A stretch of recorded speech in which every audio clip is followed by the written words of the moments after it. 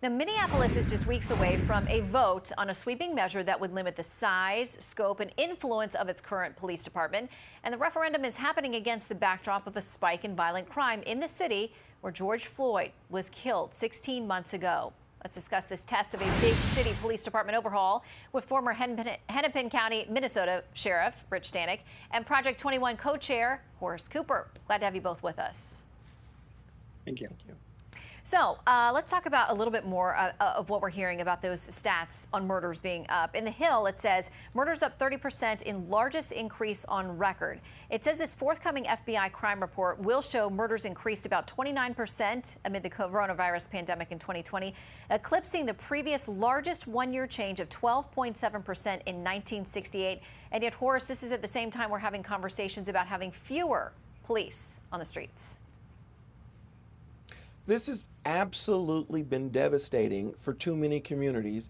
Even in those communities with fewer than 250,000, you are seeing the signs of what happens when the signal is sent that there will not be accountability. You absolutely have to say to lawbreakers that there are going to be consequences.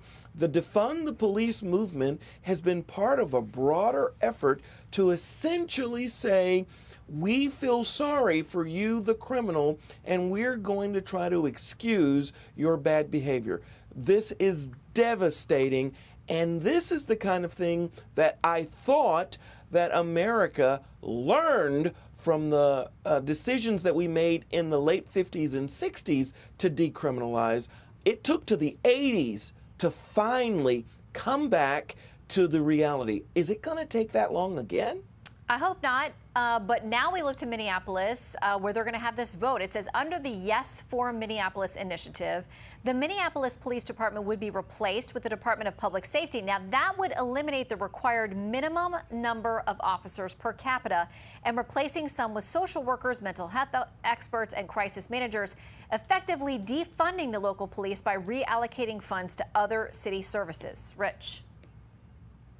Yeah, so this is the classic abolish and defund the police. It's on the ballot for November 2nd. And you talked about the FBI and, 30% increase in homicides this year over last year. Minneapolis is on pace to outdo that easily. We're way ahead of last year's homicide pace.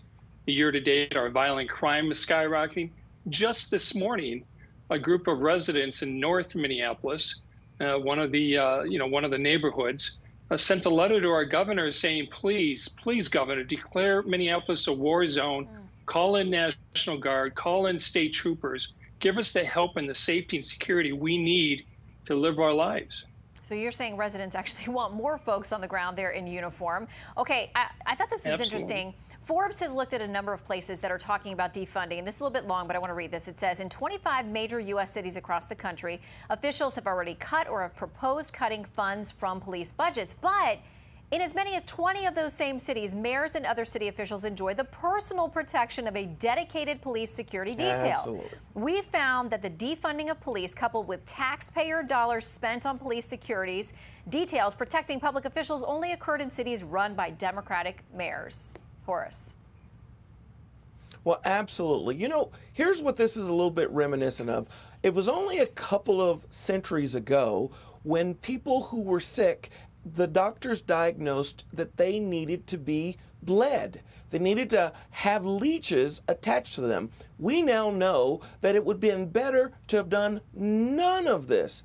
The only thing that would have made that worse if we found out that those doctors that were recommending the leeches were actually not using the leeches on themselves, because that's what's happening now. The unbelievably god-awful destruction of this defund the police, decriminalize movement has been devastating to grandmas, to 4-year-olds, to people all across, causing all kinds of mayhem, disruption, and sadness. And yet the elites are sitting around saying, I don't understand what the problem is. We just need to bleed more. Rich, final word to you. If this abolish and defund movement goes through in Minneapolis, it'll be the blueprint for other major U.S. cities across the country. And it is not right It is not fair. Our police deserve better. They do a great job for us. We should be out there supporting them. And I know that there have been talks here in Washington for months about Absolutely. police reform. Both sides feeling if things could be done, it may give the public more confidence in our officers with some limits and guidelines. That fell apart this week, so that will not be part of the conversation, at least not for now. Rich, Horace, thank you both.